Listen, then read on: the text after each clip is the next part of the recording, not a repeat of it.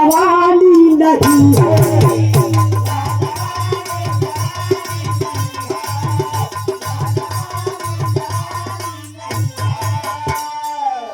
देखी हमारे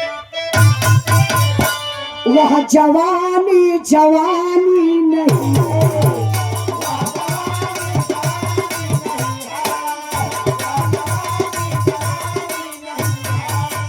जिसकी कोई बनी ना कहानी,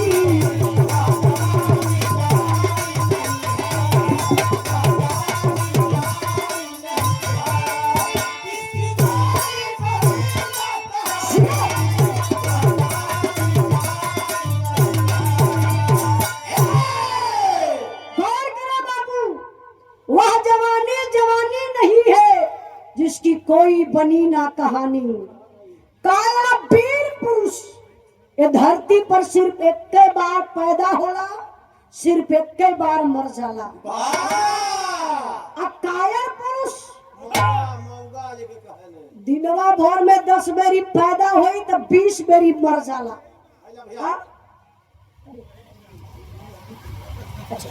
यही से हमार शुरू हो गई बा। कैसे मास्टर साहब?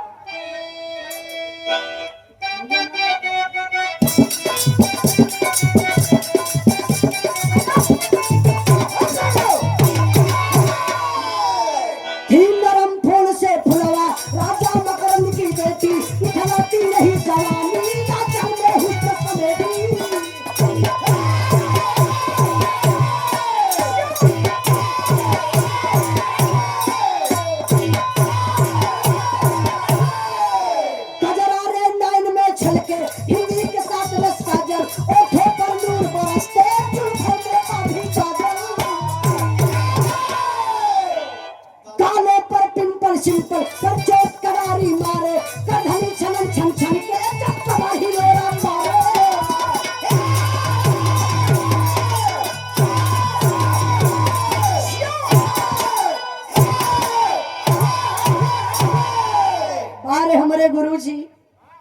हमारे गुरुजी माननीय प्यारे लाल कवि जी लल्लू भैया तनी बढ़िया लाइन लिख दिया कि थी नरम फूल से फुलवा राजा मकरंद की बेटी, इठलाती रही जवानी आंचल में हुस्न समेटी।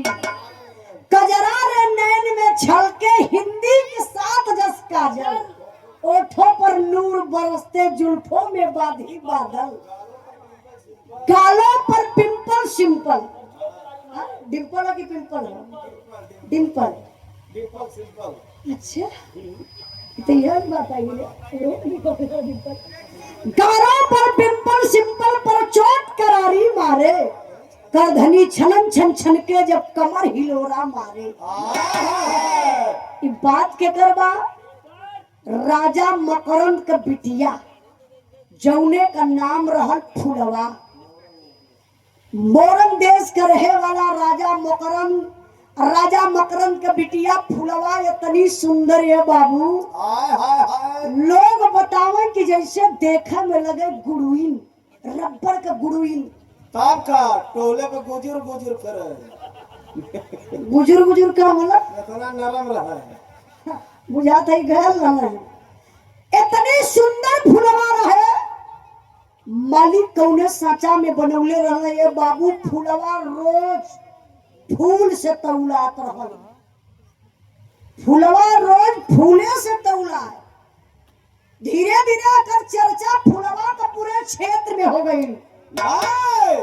अरे सुंदरता के बारे में सुनस के वही महोबा का उदल, वीर उदल के काने तक आवाज गई कि राजा मकरंद के बिटिया बड़ी सुंदर बा, फूल से तौलल जाले। अब उदल के एक तरफा प्यार होखे लगा। ध्यान दे भैया, भैया थोड़ा सा बिरहा पर ध्यान रही तब मजा आई। आप राजकुमार रस्तेपुर सचिव साहब जी की तरफ से 100 रुपए का पुरस्कार खूब छुट्टा करोगे हो। यही से चलाक आदमी हो सचिव साहब। नहीं नहीं छुट्टा लेके जाते हो कहला। अच्छा छुट्टा लेके आओ। अरे झूठा आदमी ये साबित कर दले झूठा हुआ। आई तरी बिरहा पर ध्यान दे बाबू। अब सुंदरता का खबर सुनले वीर उदल। अब उदल के मनवा में प्यार हो गल फुलवा के प्रति। फुलवा के उदल देखल चाहत हुआ। एक दिन अपने गुरु डेभा के बोलौलन और डेभा तिवारी के बोलाए के बाबू उदल एगो बात कहलन। अच्छा कहत कहूँ तर्ज लगल।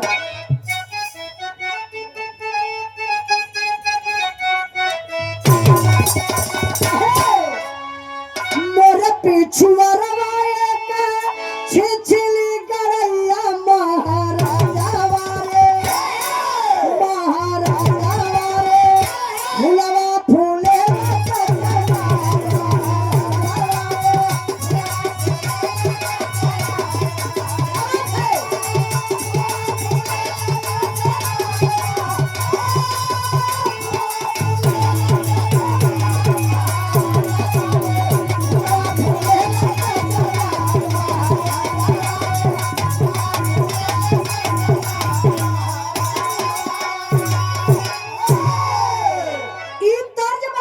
लेकिन बिरहा में भाव बा उदल डेभा गुरु से कहलन का मारे हिल कोरा कोरा कसी के गिरीश मोर कर जावा में उठे तिवारी बाबा की मोर कर जावा में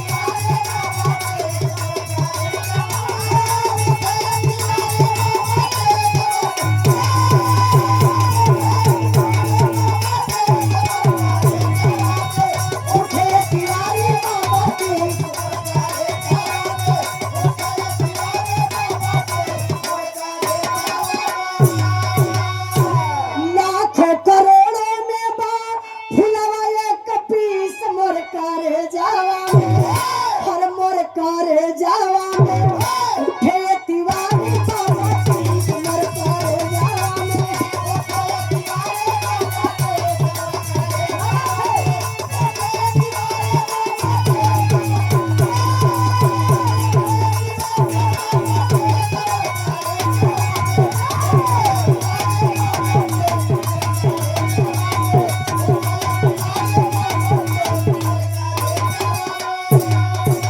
मोरन देश दूर कैसो भैया का पटावा लेना कुछ सरफी फरहार घोड़ा मांगवा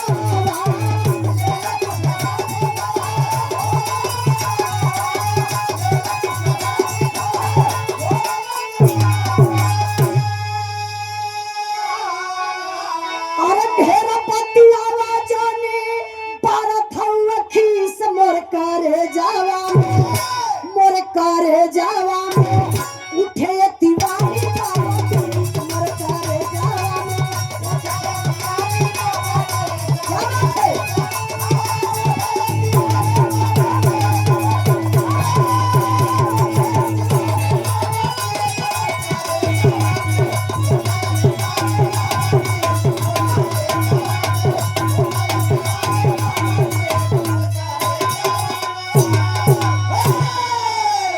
अच्छा ये हम जो गावत बानी फरियाद था कि ना शब्दवा गावे वाला क्लियर होत है ना। अच्छा अच्छा आप लोगों के भी भैया फरियाद था ना। रिटर्निंग ना मिलेला तो अपने के समझ में ना आवेला ए लिए आप लोगों से पूछत बानी। तनी बिरहा पर ध्यान नहीं। अब उदल बनौले डेभा गुरु के हथवा जोड़ी लगा कहना गुरुजी एक काम करा गुरुदेव बड़ा चर्चा सुनत हैला फुलवा का बड़ी सुंदर बा। हम फुलवा के देखल चाहत हैला एक काम करता कुछ असरफी ले लिहल यार। अब बड़के भैया आल्हा से कह के ठे फरहर छरहर बढ़िया घोड़ा मंगवा दा। चला चला या मोरन देश फुलवा के देख लेवल जा अब देख के लौटियवल जाई। डेभा गुरु कहना का सनकल हुआ राजा मकरंद के का हल्के में लेत हुआ। राजा हो गर्दनिया कटवा लई क्योंकि पता न चली वहरे को वहरे रह जाइबा। लेकिन उदल काहे के माने उनके मन में तो एकदम फुलवा नाचत हो, प्यार का भूत चढ़ा हो। कैसो कैसो अपने गुरु डेभा के मना लो। अब डेभा गुरु आल्हा से कही के बढ़िया मस्त घोड़ा लहल, कुछ असरफी लेके अब उदल डेभा गुरु ओई घोड़ा पर सवार भइले बाबू चलले। अच्छा तो चलत कहाँ हुआ डेभा गुरु, यही जब तर्जमा मास्टर साहब।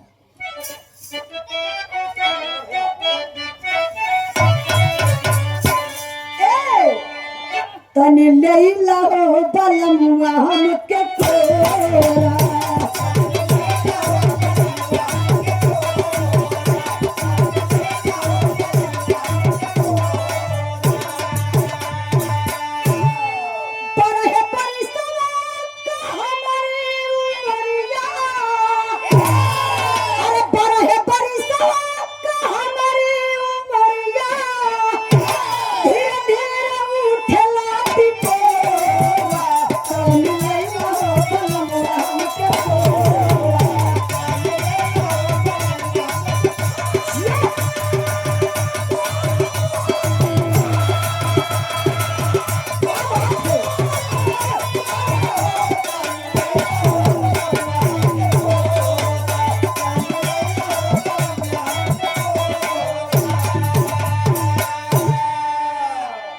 लेकिन बिरहा में भाव इ तर्ज रहल है।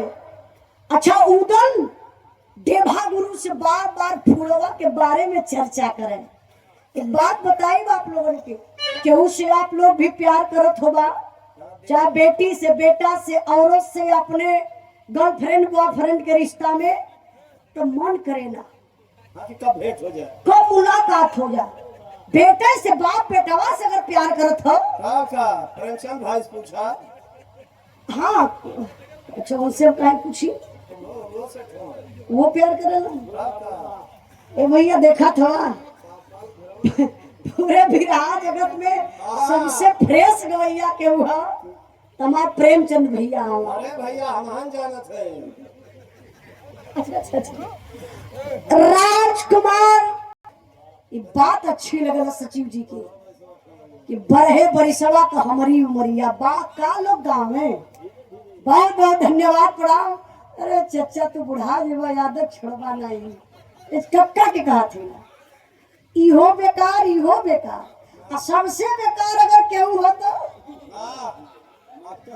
अरे सचिव साहब एक बात बताई, केहू से आप लोग कहल मत जाई, इनकर मेहरारू चुनाव में उठल है। आप लोगों के भी अगर मोहर मारे के रहे तो आप लोग भी मार सका।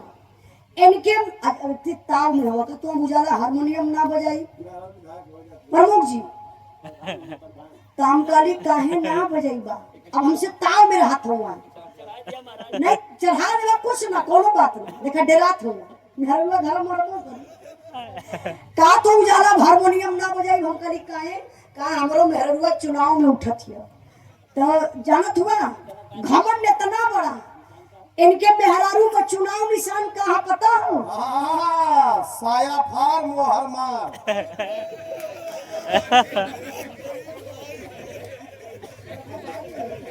इनके मेहरारू का चुनाव निशान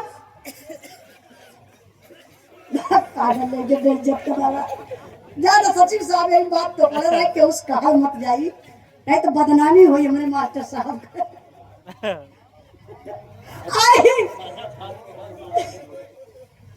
कैसे नंबर मिलेगा? कभी भी आप लोगों के भी अगर वोट देवे के रही तो साया फार मोहर मार। या तो तू ही बोलता है तो हम ही बताई।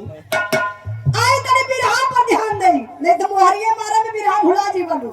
बिरहावा कहाँ पहुंचल लिए? तो धीरे धीरे उठेला ठीक हो रहा। देखी कितने ईमानदारी से आप लोग सुनत होगा, तुम्हारा तर्ज रहा। चाचा बिरहा कहाँ पहुंचल लिए? साया घुस गया बिसारी का बिरहा, मतलब हमार मेहनत डार चला अच्छा। अब यही से बिरहा पर ध्यान आप लोग दे, जहाँ हम भुलाई पूछत थे आप लोग बताई हैं। हाँ वाह चच्चा वाह। देखी सचिव साहब वो कहा तो घोड़ा पे चढ़ के जात रहे। अच्छा यार का भाषा बड़ी अच्छी लगे। घोड़ा पे चढ़ के उधर और देभा गुरु जात रहे, आपस में बतियावत रहे। अच्छा का बतियावत रहे मास्टर साहब?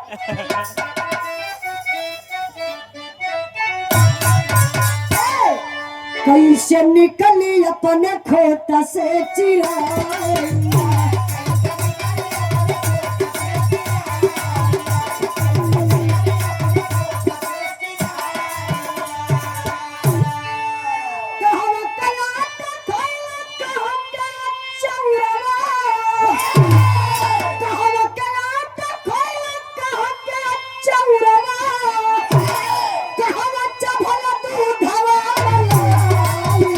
कैसे निकली अपने खेत से चिड़ै।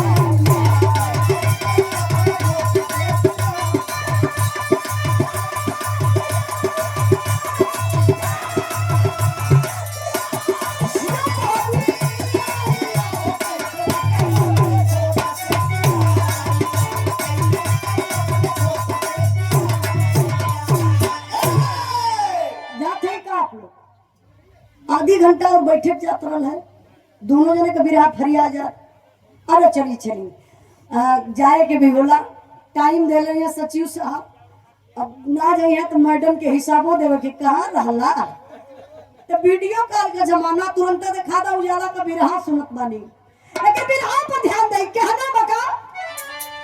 अरे घोड़ा कस के पहुंचे, घोड़ा कस के पहुंचे उधर फुलावा के फुलवारी, कहिया पुरावत रहल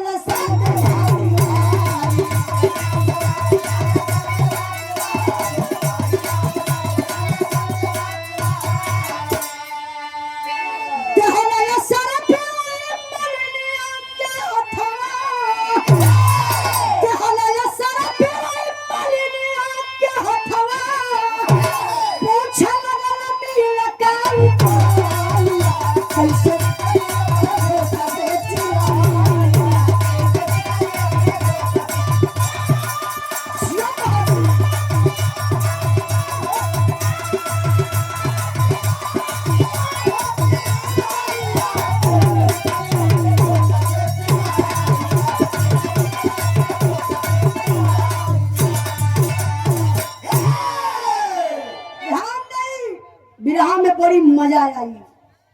उदल अपने गुरु देभा से बतियावत हो, कहला गुरु फुलवा कौन खाना खात हुई हो, कौन रसमलाई खात हुई कि इतनी सुघर बा, और कौन नसीब वाला फूल होई जो फुलवा से फुलवा तौला ले। गुरुदेव पहिनत का होई, कहाँ सुतत हुई, कैसे मिली, यह कुल बतियावत देभा गुरु से उधर चल गई है। और देभा गुरु दिमाग का लगावत हमें फुलवा से मिले के बाद, लेकिन मुलाकात कैसे हुई, दिमाग लगौले देभा गुरु कहले कि मलिनिया के पास चलबे। अच्छा कौन मलिनिया? जब फुलवा के रोज रोज गजरा बना के देत रहल, अपने बगिया से फूल तोड़ के दे, वही फुलवा से फुलवा तौलल जा। इतने बात सोच के देभा गुरु गईलन वही मलिनिया के पास। उदल से कहना कि देख उदल देरी मत करिहा, वो मलिनिया के मौसी मौसी कही के पुकारे लगी हा। मलिनिया के दया आ जाई, काम हम बनाए देवे। अच्छा है बाबू, उदल के ले के देभा गुरु वही मालिन के बागी में पहुंचला फुलवारी में। तब ने उदल घोड़वा से उतर के अब जाए के मलिनिया के पैरवा पे गिर गए, कहला मौसी पा लागी। मलिनिया उठ के खड़ी भइल, कलश कहोई बहिन तो हमरे अब को हैबे ना करे, हम अपने नैहरे में अकेले अपने माई बाप का आई मौसी मौसी कैसे कहले। तो मलिनिया पूछते है बाबू के हम चिन्हत ना हैला। तो उधर का तो मोर मौसी, मौसी तू ना समझत हो, जहाँ तोहार नैहरवा हो वही बगलिए में हमारे माई कभी नहीं हरबा। गौवा के नाते मौसी हो। गौवा के नाते तू मौसी लगैलू। तो मलिनिया समझ गई कि हो सकेला भाई गौवा में केहू कई लड़का हो।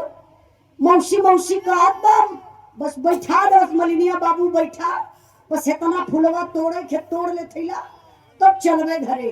तो उधर कहा कि ना रे मोर मौसी, घरे दुआरे का बात ना, हम मौसी एगो काम कर देती। मलिनिया कहस कौन काम? कहा बस मौसी जौने फुलवा के लेके जालू गजरवा गुथ के देवे बदे, वही फुलवा से एक दिन मुलाकात करा दे तू, हम फुलवा के देखल चाहतीला।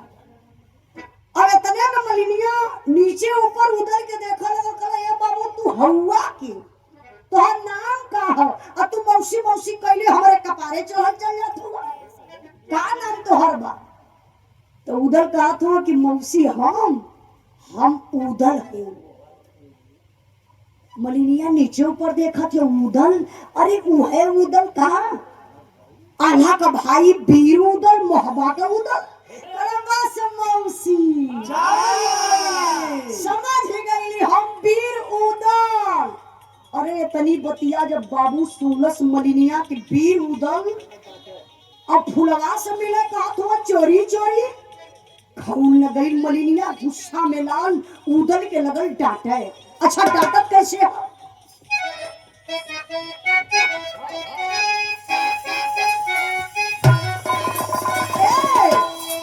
गजभार के गुजारिया गजब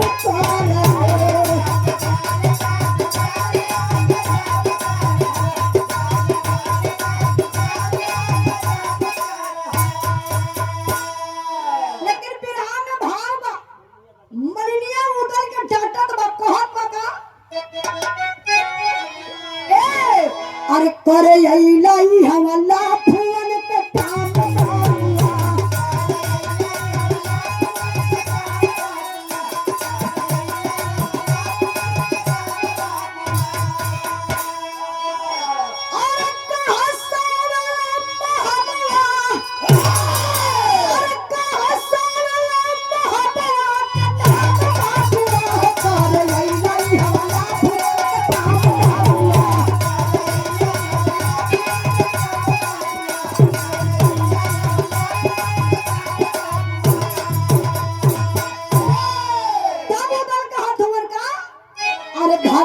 ज्ञान मौसी ललसा पुरादा मुत मछरिया के पानी से मिलादा।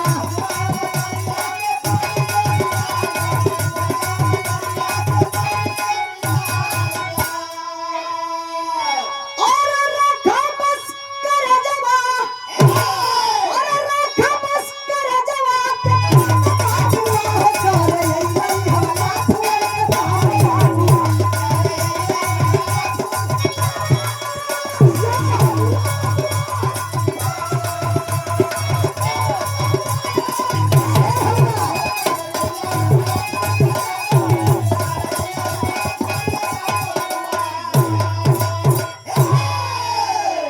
बिरहा पर ध्यान दे बाबू।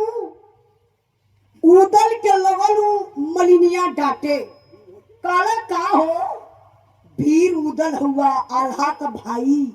कहा लेला कि जौने तरफ उदल और आल्हा चल दे तो पूरा मैदान खाली हो जाला।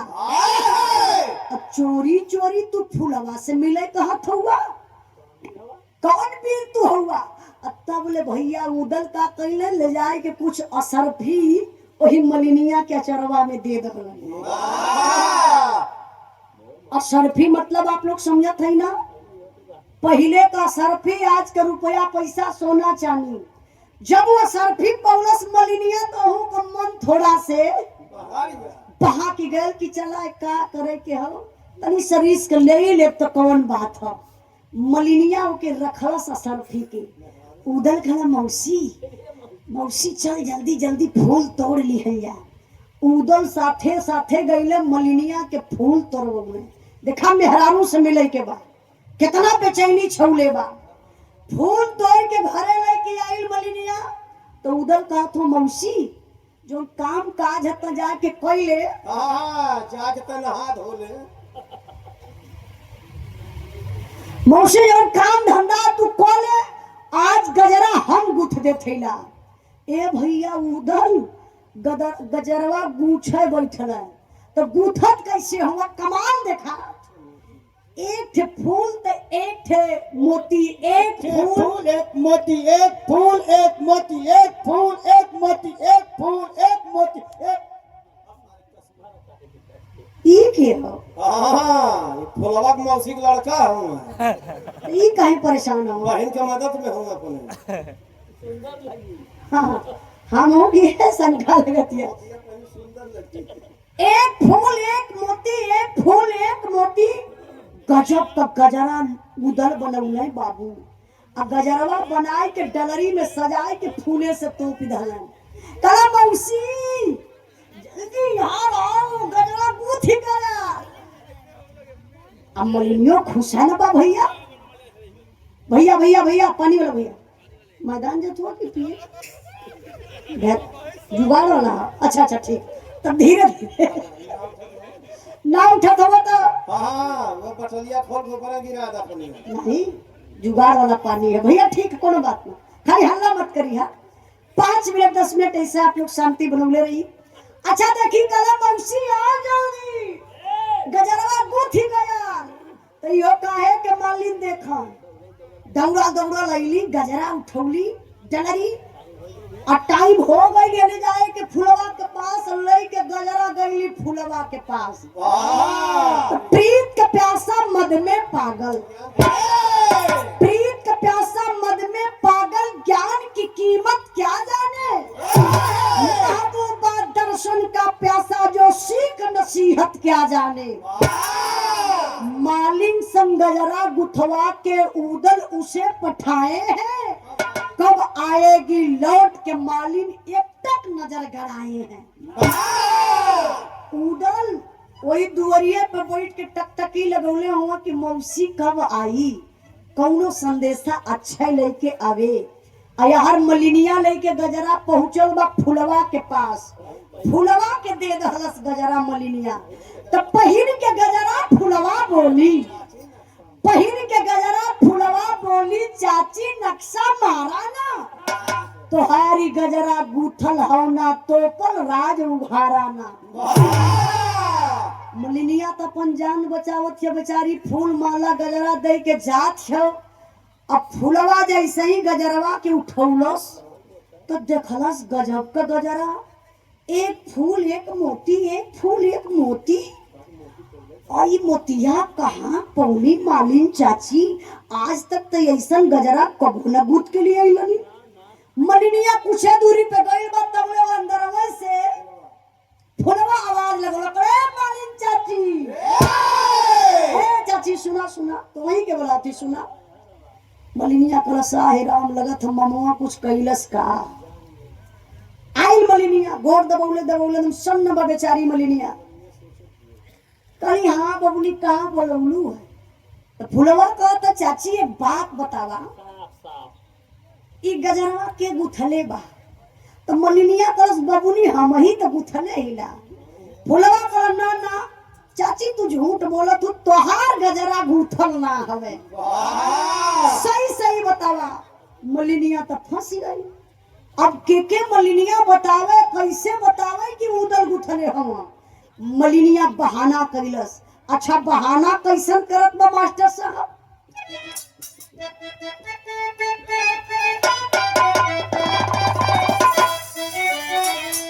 अरे हम छोटकी पतोहिया का सहुरावा फूलावा बाबूनी रे कलिया आई नहीं हर से ससुरावा फूलावा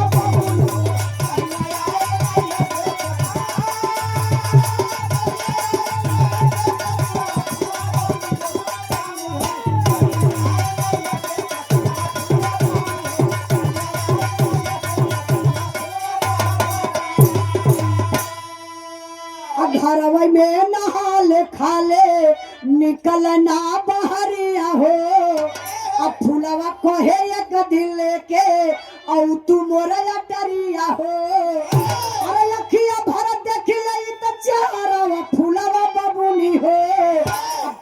लेके आई तोहरे घरवा फुलवा बबुनी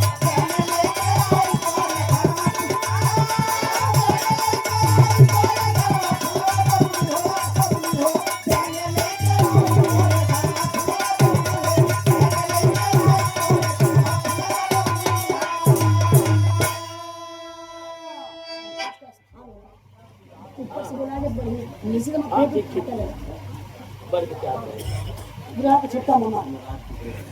अच्छा आज के नौशा बादशाह जी दुल्हे राजा जी के आज छोटका मामा नहीं वो धनराज की अच्छा धनराज सदरेपुर के धरती से मामा की तरफ से 50 रुपए का पुरस्कार आपके चरणों में बहुत बहुत प्रणाम आशीर्वाद का चाह रही सब भाई लोगों के नमस्ते प्रणाम। आए तनी बिरहा पर ध्यान दई। अब वहां मलिनिया झूठ बोलस करे बबुनी हम कहा बताई कोल्हिया का हमार छोटकी पतोहिया आइल बा हम कुछ काम करे लगली गजरवा उहे गुथी दहलस तब पूछे लगल मलिनिया कहलस अच्छा चाची सही सही बताया तोरे पतोह का नैहर कहाँ बा।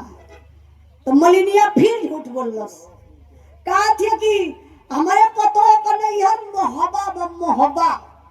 अब तो फुलवा सन्न हो गई कहले अरे मोहबा का पतोह तोहर बा। अरे मालिन चाची एको बात बताऊ तू मोहबा का जहाँ का बीर उदल हुआ वही का तो आज छोटकी पतोहिया बा। मलिनिया कहा हाँ बबुनी सही बताओ थिला वही का बा मोहबा का बा।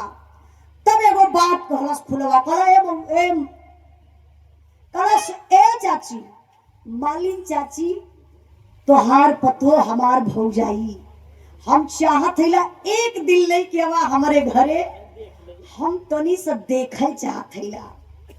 तो मलिनिया पूछलस काहे हमरे पतो के देखल चाहत हो।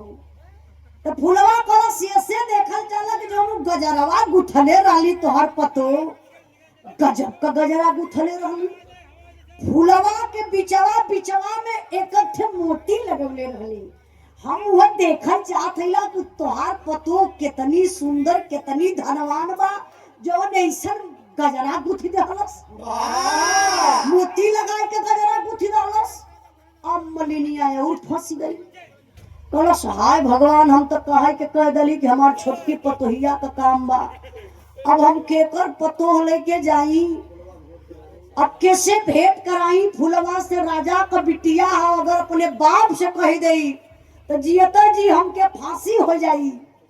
अब बेचारी मलिनिया वहां से आई ओकर कलेजा कपता है गोड़ हिलता है आई अब हरे बाप पिछड़वा यार उदल निहारत हुआ रास्ता का मौसी आई तब ले मलिनिया का पायल छन से बाजल उदल के कान तक आवाज गए मलिनिया के पायल का तबले उदल तो सनक न गईलन दौड़ के गईला खला आ गइल मौसी आ गइल मौसी आ गइल मौसी आ गइल मौसी आ गइल मौसी जैसे के मौसी बिटिया बियाह होत। अच्छा देखिए सम्मान के बड़का भैया ब्रजेश सेठ महेंद्र बारात मालिक मुखिया हसनपुर के धरती से कि हसनपुरा है हसनपुर के धरती से आपकी तरफ से 500 रुपए का पुरस्कार आपके चरणों में बहुत बहुत प्रणाम। ब्रजेश सेठ महेंद्र भैया की तरफ से 200 रुपए का पुरस्कार बारात मालिक मुखिया आपके तरफ से 100 रुपए का पुरस्कार बहुत बहुत धन्यवाद। अच्छा हरिश्चंद्र यादव ग्राम भीटी से चाचा की तरफ से 100 रुपए का पुरस्कार बहुत बहुत प्रणाम आशीर्वाद के चाह रही। बिरहा पर ध्यान दे बाबू। अब उधर दौड़ के पहुंचना मलिनिया के पास जाए के भारी अकवारी पकड़ना कलम मौसी फुलवा का कहला अरे इसे मरलस केहुनी से मलिनिया का झट दो गला माफ करिए हम ना कहते इनके बांध के इनका हथवा घोड़वा हरक तो पौवा में बांध देता तो कुछ शांति हो जाए। ऐसा ना लोग बरतिया मार और करा देना रात भैया एक जने जा समझदा काथो केहू के मार दे हुचवा से अच्छा केहू टाव में आके मार दियो नहीं कि तो का करी है उहे वजन नाचत रहा तुम चचा का मसीनिया तो तरवा तोड़ला आराम से ले एक ठेल ठाल दे आराम से पड़ला। अच्छा आई बिरहा पर ध्यान दे बाबू, आप लोग वहां मत जा, कोनो मतलब ना निकली एक पागल के पीछे हमारे सभी पागल ना हो जाए। अब मलिनिया कलश का हो तो मुंह फूक नहीं जर जाई बतावा, तू जो गजरवा को थले रहला है वही गजरवा में कथे मोती मम्मा लगौले रहला है। फुलवा जान गई कि हमार गूथल गजरा ना हो, हमसे पूछा लगल तो हम का बताई, हम कहली हमार छोटकी पतोहिया आई है कन्हैया का उहे गुथले बा। जा हमसे तो कहला कि अपने पतोहिया के लेके बा, हम कहाँ के लेके जाई हो मामा तनी बतावा। कूदल खुश प्रमुख जी काला मौसी तो घबरो मत। अरे हां जुगाड़ रे, अरे हम जिए थैला ना, अब देखा उदल मर्द से मेहरारू बने लगल। अच्छा मेहरारू कैसे बनत हुआ, काला ए मौसी घर में सुतरी उतरी होई का, सुतरी जानते हैं आप लोग ना, सनैया वाला जोने से खटिया उटिया को धवा बनेला। का मौसी तनी वो सफेद की सुतरिया लिया अब तौवा लिया, जब जो काला मौसी आपको चीज छूटे ना पावे, अब तनी से खरीखा का व्यवस्था कर।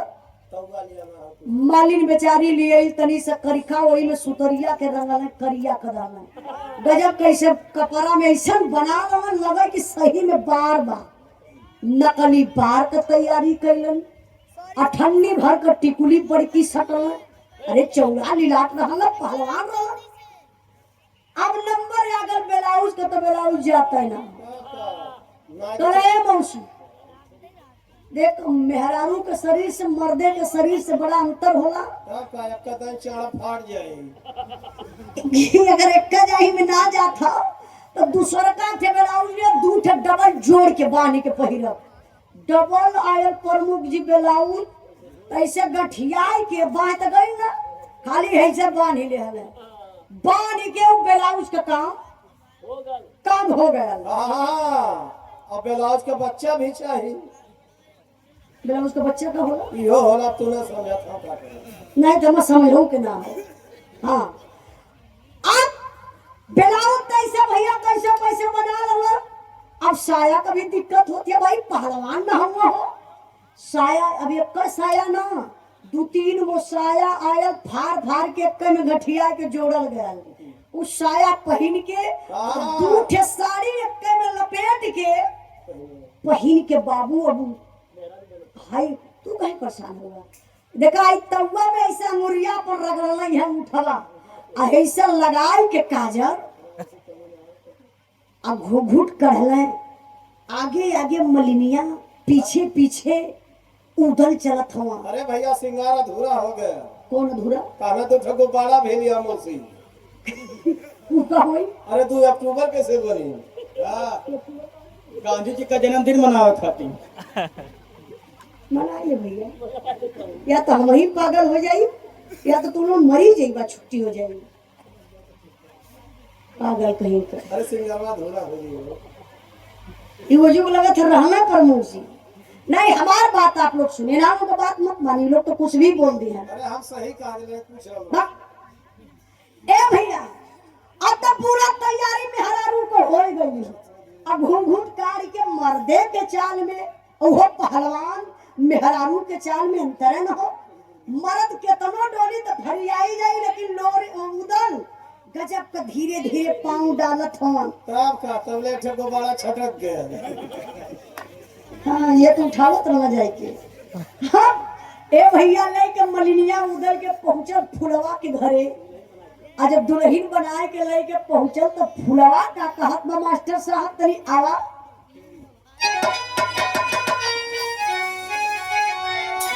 अरे भेटाए ना कोहिनूर हीरावा, जवना रगड़ रगड़ ना पत्थर की सजाए।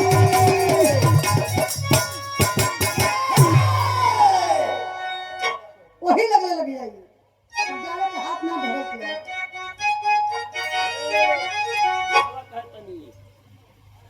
यही से मन से परेशान है यार।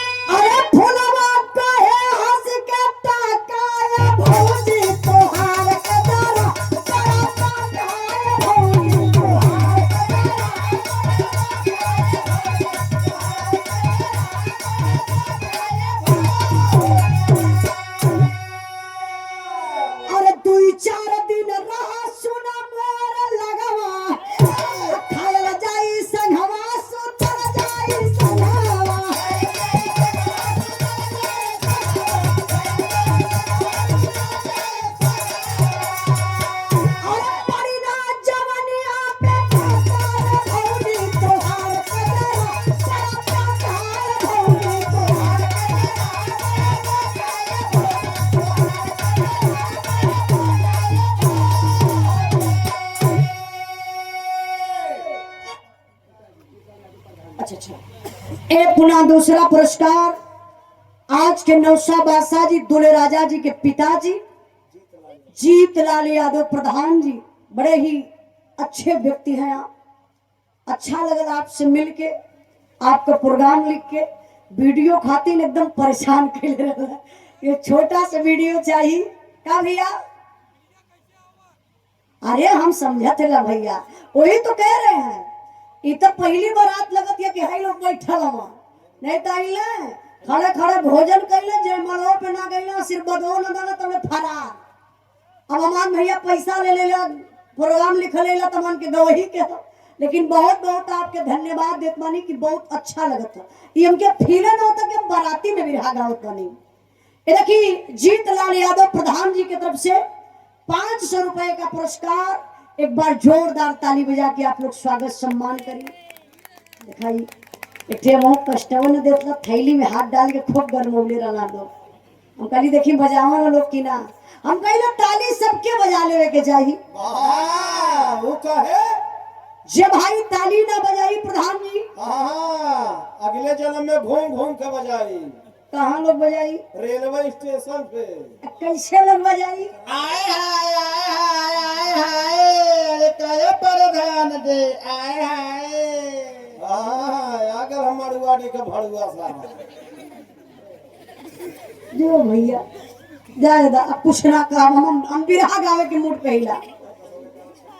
अच्छा बिरहा कहाँ पहुंचे वाली भैया? ये भूलवा दला तू कहाँ बिरहा रही है?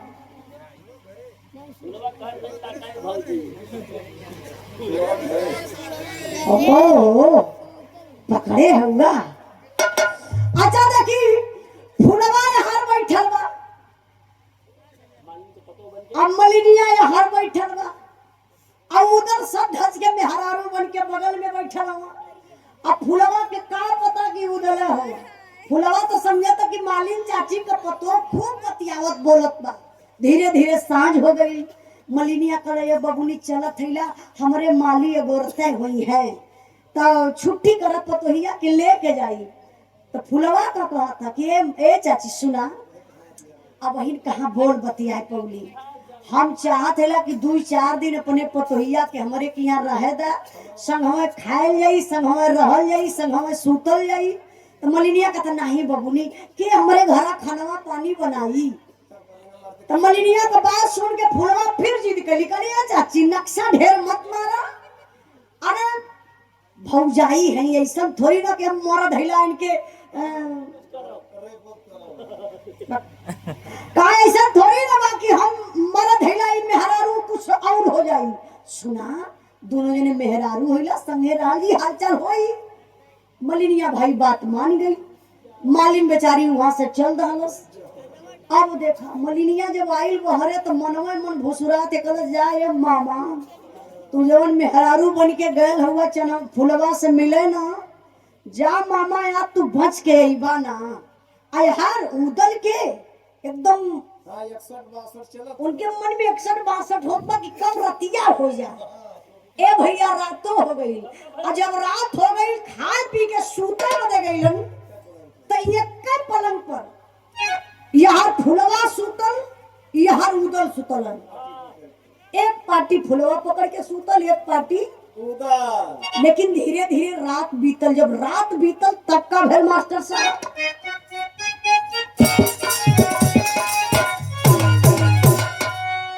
छुआइल आलंग से या लांग मच मच करे लगल पालांग दहिया खो जाए लगल जंग रतिया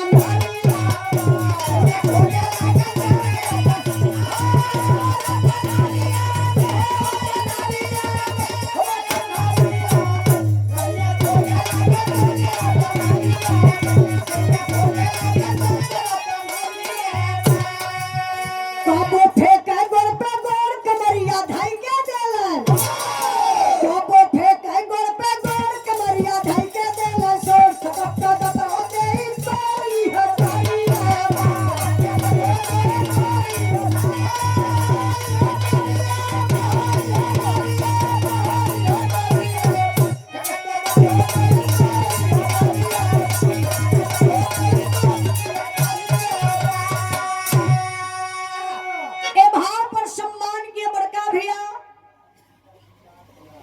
अच्छा अच्छा, आज के नौशाह बादशाह जी दुल्हे राजा जी के आप जीजा जी हैं B.R. यादव, इलाहाबाद के धरती से भैया के तरफ से 200 रुपए का पुरस्कार आपके चरणों में बहुत बहुत प्रणाम। तनी बिरहा पर ध्यान देई।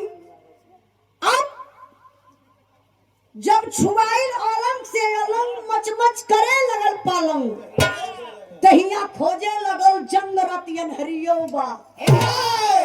ए बाबू, एक ठे आपन लोग कहावत कहाला कि आग खर अगर एक जगह रही तो भभक के बरबे करी, सुलगबे करी, आग लगबे करी। अब उदल का करत हुआ रतिया का अपन हथवा ओकरे पेटवा सुहरावत हूँ। ई देखेगा फुलवा का ये कमरिया पकड़ के से खींचत हवा, तो जब अपनी ओरी उदल खींचे तो फुलवा इसे का भौजी सुते दे तू। तोहार आदत खराब है। उदल डेरात भी हुआ कि मेहरारू हो, अगर मार दे को ऊंचा इसे सुतलेन तो दांत और टूट जाई, सुबहिया का हल्ला हो जाई कि कौन पहलवानी कईने कहा कि दतवा दोनों टुटिया लगवा कर। इहो डर बा उदल के। धीरे धीरे और रात भइल, जब और रात भइल तब उदल का सोचत हुआ कब्बो अपनी हरिया खींचे फुलवा हाथ हटावे पीछे सांस का नकली खर्रा खींचे।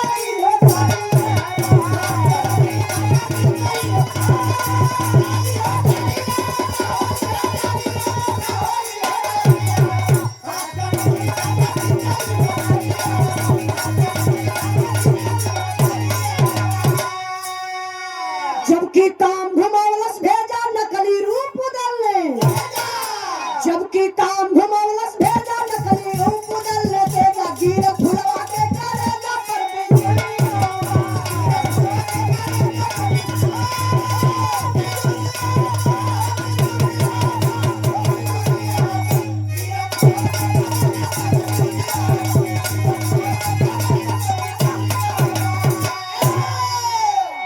जबकि काम घुमावलस भेजा नकली रूप उदलने तेजा, गिरन फुलवा के करेजा पर बिजलियों बा।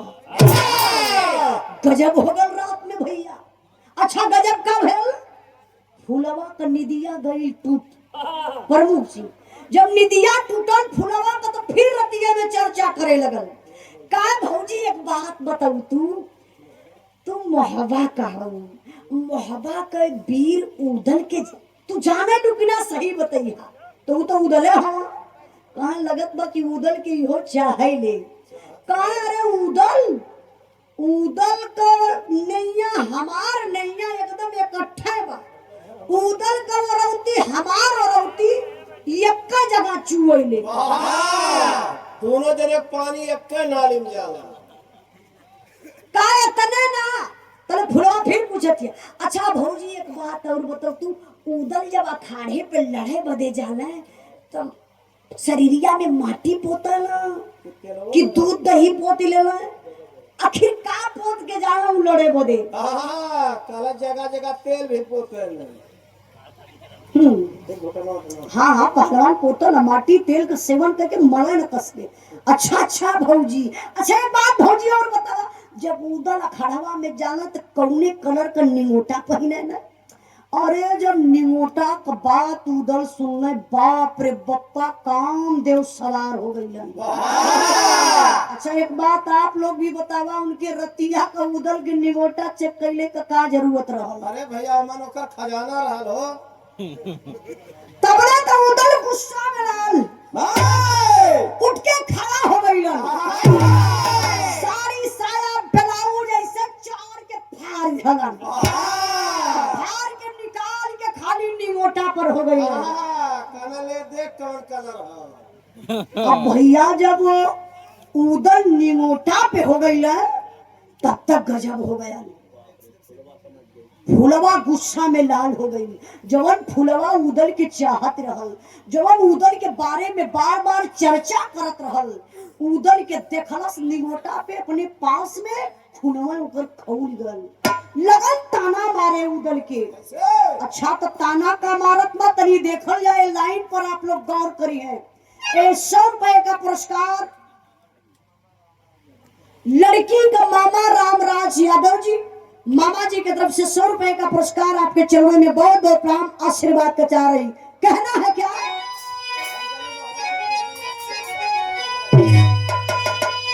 अरे हम जननी मोहब्बत का कुल पीर सच्चा अच्छा कैलाना उदल निवाटा का तू हवा कच्चा अच्छा कैलाना।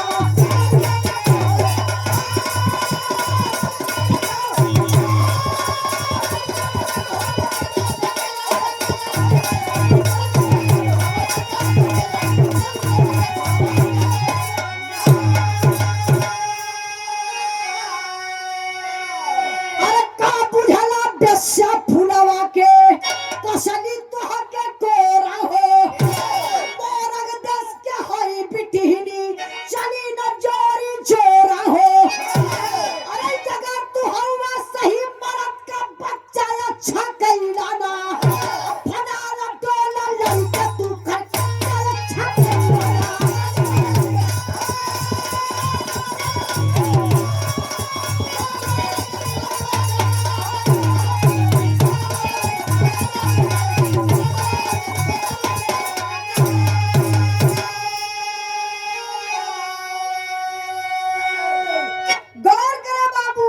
बिरहा एकदम मोड़ ले रहले बा। फुलवा उदल के लगन डांटे कला का हो बड़ा नाम सुन ले रहली मोहबा का वीर आल्हा और उदल चोरी चोरी आ गइल हमसे मिले। तू कौन मर्द हुआ हम चूड़ी पहिल रहला का थोड़ा सही मर्द हिला हम उदल हिला हमके देखा तू समझत हो फुलवा बेस्या बा तो आके कवारी में पकड़ ले। सुना अगर सही मर्द का बच्चा हुआ बेट पुरुष हुआ तो जान लगन के मोहबा शरीर अपन टच न कर दे जान मोहबा सेनापति साज के लेके यहाँ हमारे पिता से लड़ाई कई के अगर डोला जीत जइहा तो हमरे डोला के लेके जइहा नहीं तो हरे गर्दनिया कटवा के खत्म हो जइहा। अरे बाप रे बप्पा वीर पुरुष उदल के ताना लग गल फुलवा का बात लग गई मुंह लटक गल भागल भागल निवटवा पे आइले उदल मलिनिया देखलस कलस का हो मामा साया कहाँ छोड़ले हुआ साड़ी साया ब्लाउज पे गैला निमोटा पेवत हुआ उदल का ना मौसी कुछ कहो मत सही बात है। बेइज्जत आदमी कितनो हंसे लल्लू भैया ने कहियो बेइज्जत आदमी हो जीतलाल भैया प्रधान जी इहो बेइज्जत आदमी हुआ हमारे हारमोनियम मास्टर कितनो हंसिया आप लोग देखी के जान जीवा कि सही में बेइज्जत हो आपको इनकर हंसिया ने वैसे लगैले मर्दे मती हम देखी बिरा बढ़ जाइए एक मिनट। अब उदल आइले वही घोड़ा पर सवार भइले डेभा गुरु के लेके आ गेले मोहबा खात पियत ना हुआ ताना बेधत बा मुंह बड़का फुलल बा आल्हा देखला कहला कि उदला 3-4 दिन से देखत ले कैसे मुंह लटकाए के बैठले कोनो दिक्कत है का तो नहीं भैया वैसे करो वैसे तैसे ना तोर भाई हैला बता उदल का बात बरे उदल कहला भैया फुलवा ताना मार दले बा काला वीर मर्द बनत हुआ तो अवा हमार डोला फना के लेके जा। अरे इतनी बतिया आल्हा सुनले न अखिया लाल हो गई गुस्सा में लाल आल्हा कैलन का मास्टर साहब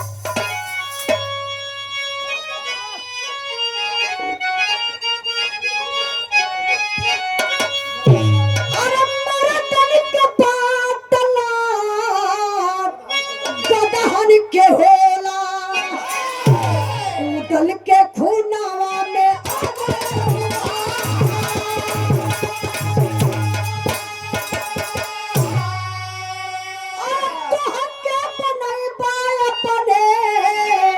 दिलवा करनिया धनिया भेज जाने आल्हा के नजरिया भइला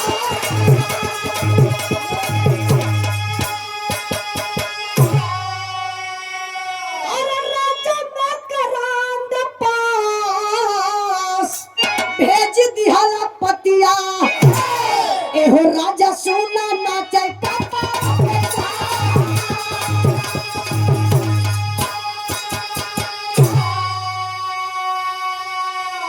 आल्हा गुस्सा में लाल पाती लिखला लिख डाला पतिया पर राजा मकरंद के काले पाती का जवाब पढ़ते दे दिया अगर तू राजा हुआ वीर मर्द बनत हुआ तो ये पाई जवाब दिया कि अपन बिटिया देवा कि अपन जान देवा ए भैया सबके अपन इज्जत प्यारी होले राजा मकरंद रिटर्न पतिया पर लिखल कहा जा बिटिया तो ऐसे ना दे लड़ाई लड़ब लड़ाई हार जब तब बिटिया हमार जाई तो हमके संतोष बा लेकिन लड़ाई लड़ब अरे बाप रे बप्पा वो दिन आई गल यहाँ से राजा मकरंद का सेना और यहाँ से मोहबा का वीर आल्हा उदल सेना लेके चढ़ाई कैलन राजा मकरंद के किला पर युद्ध छिड़ गल लाश पर लाश कट के गिरे लगल लड़ैया के बाबू वीर उदल आल्हा जीत गईलन सब सेना मराई गई बचल के राजा मकरंद जब राजा मकरंद के पौने आल्हा उदल यह बहिया पकड़ के सब पिछवा चढ़ा देहलन ले जाए के थे खंभा में बांध देना कलई बतावा बिटिया देवा कि अपन जान तो कहली ने कि सबके अपन जान प्यारा बा समय का मार करे के चाहिए प्रधान जी कबो कबो ताव में आदमी ना अगर दुश्मन गोली निकाल वाला मारे बदे कहे आओ सारे मार अब ओकर खून और खौल जाला वो मार देला तुरंत लेकिन हम बताई कभी कभी बिरहा से सीख आप लोग लिए हैं कि एक राजा देखल जा राजा चाहत तो कह दे कि हमरे गर्दन के काट दा लेकिन राजा अपने आप को हार स्वीकार कर लिया बोला कि ठीक है सोच गल राजा मकरंद कल जिंदगी रही तो बड़ा दिन रात देखे के मिली बड़ी लड़ाई लड़े के रही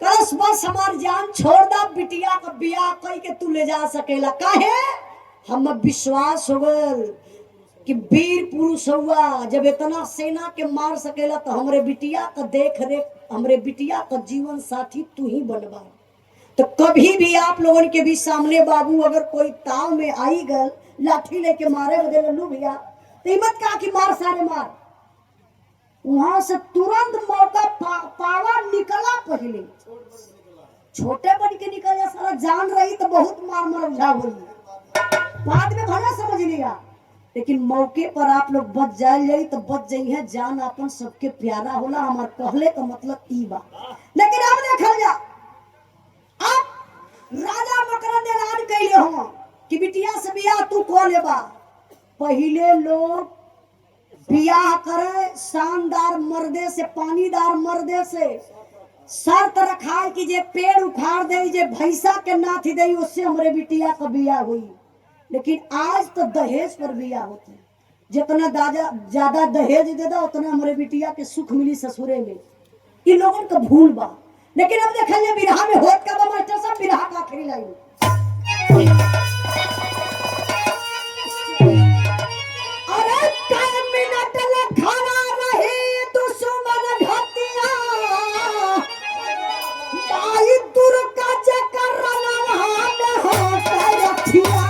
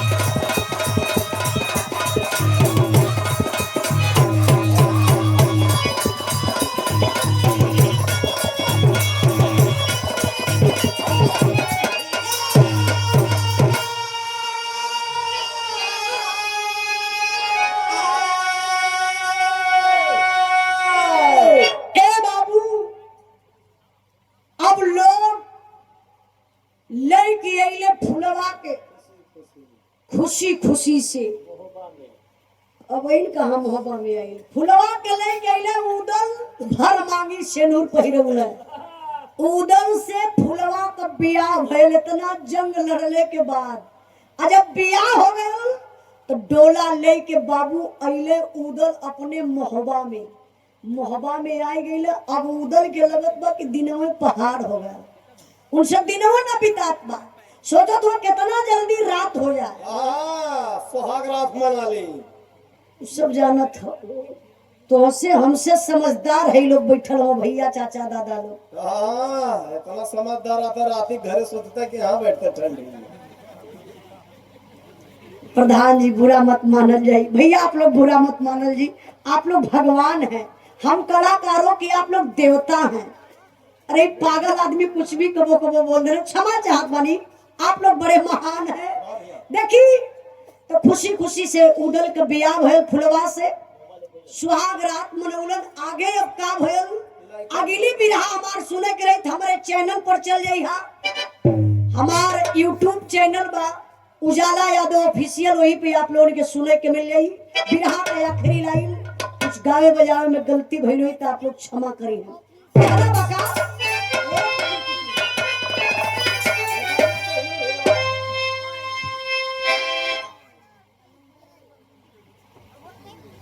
जा दा दा तू जो देवे के तो